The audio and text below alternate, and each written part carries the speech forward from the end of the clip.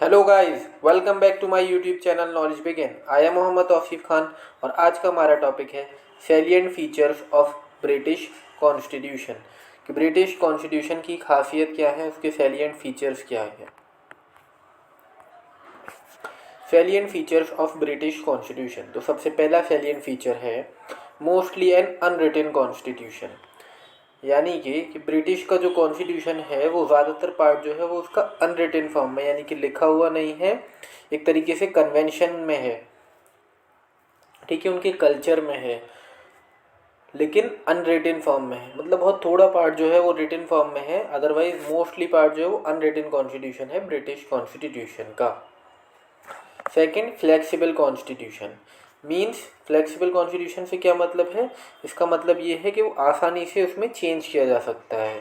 वहाँ के कॉन्स्टिट्यूशन में अगर कोई नया लॉ लाना है तो उसमें को भी आसानी से किया जा सकता है, या कोई अमेंडमेंट करना है तो वो भी आसानी से किया जा सकता है। इतना फ्लेक्सिबल कॉन्स्टिट्यूशन है। उसकी वजह क्या है, parliament is empowered to make और unmake a law and it does not require special procedure for this purpose. Special procedure नहीं होता है इसमें, पार्लियामेंट के पास इतनी पावर होती है कि वो खुद से कर सकता है। Third, unitary form of government. Unitary form of government क्या होती है, ये ऐसी गवर्नमेंट होती है जिसमें सारी पावर जो है वो सेंट्रल के पास होती है।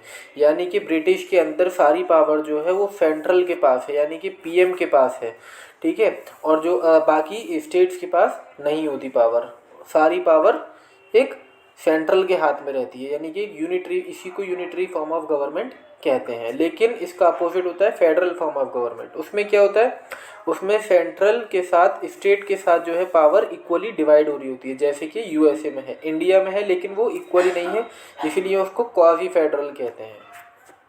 Next point, by cameralism. By का मतलब होता है टू, यानी कि वहाँ के पार्लियामेंट जो है वहाँ पर दो हाउस हैं, house of commons and house of lords. House of common को हम लोअर हाउस कहते हैं और हाउस ऑफ लॉर्ड्स को हम अपर हाउस कहते हैं, ठीक है। हाउस ऑफ लॉर्ड्स में जो है इसमें हाउस ऑफ कॉमन्स में तो वोटिंग के ज़रिए चूज़ किया जाता है, और हाउस ऑफ लॉर्ड्स के ज़रिए, हाउस ऑफ लॉर्ड्स में हेरिडेटरी के बेसिस पर होता है।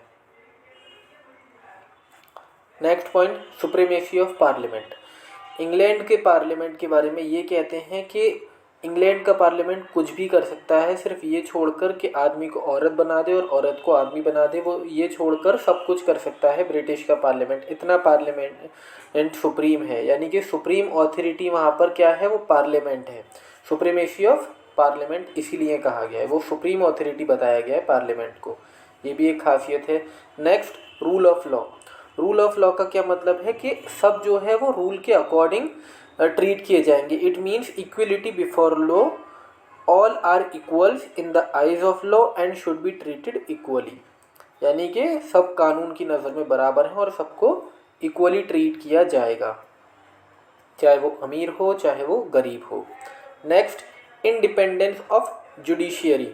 यानी कि जुडिशरी जज जो हैं वहाँ पर इंडिपेंडेंट हैं, वो किसी के खिलाफ भी कोई एक्शन ले सकते हैं, उनके ऊपर कोई दबाव नहीं डाल सकता, क्योंकि उन्हें कोई रिमूव ही नहीं कर सकता। वो ऐसा क्यों कर सकते हैं इंडिपेंडेंटली, वो इस वजह से निर्णय दे सकते हैं क्योंकि उनके ऊपर कोई एक्शन नहीं लिया जा सकता, क्योंकि उन्हें सिर्फ एक ही पोजीशन में हटाया जा सकता है। जज can only be remove for serious misbehaviour.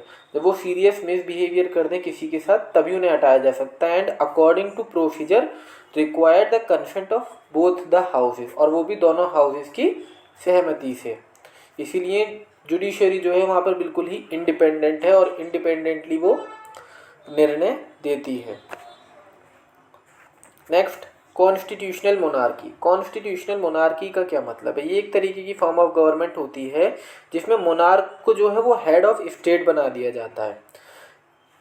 इसी तरीके से वहाँ पर है कि वहाँ पर किंग और क्वीन है, उनके पास ज़्यादा क्या कहते हैं, ज़्यादा पावर्स नहीं होती हैं, लेकिन वो क्या है, एक एक ये मान लीजिए बस एक बिठा रखा है उन्होंने, एक उनकी कहते हैं ना वो, एक उनकी प्रथा है, तो बस उसी को वो फॉलो करते आ रहे हैं और इसलिए उन्होंने कॉन्स्टिट्यूशनल मोनार्की बना रखा है।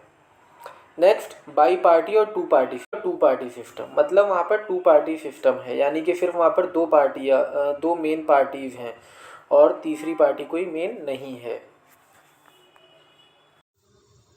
I hope you guys understand. अगर आपको कोई भी दिक्कत हो तो आप कमेंट बॉक्स में मैसेज करके मुझसे पूछ सकते हैं। और अगर आपको मेरा काम पसंद आ रहा है तो प्लीज़ मेरे चैनल को सब्सक्राइब करिए, मुझे सपोर्ट करिए और मेरी वीडियो को लाइक करिए। Thank you. Thanks for watching.